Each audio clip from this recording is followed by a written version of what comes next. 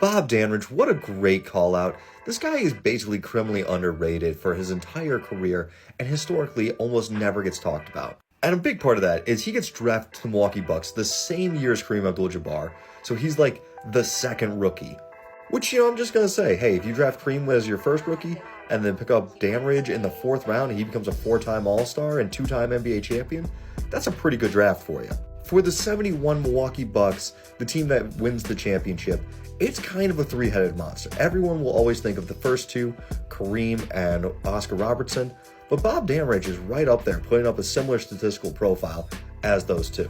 And as Oscar fades in the coming years, Dandridge grows in more importance, takes on a larger role.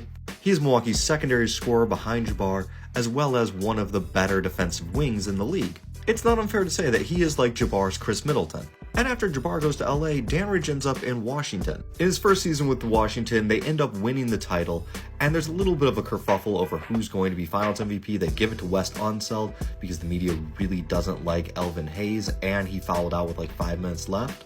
And Unseld comes up big in the final couple of minutes.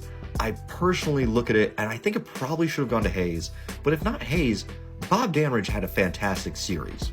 And even with Hayes, I think there's a strong case that Dandridge had the best series of anyone and probably could have been Finals MVP that year.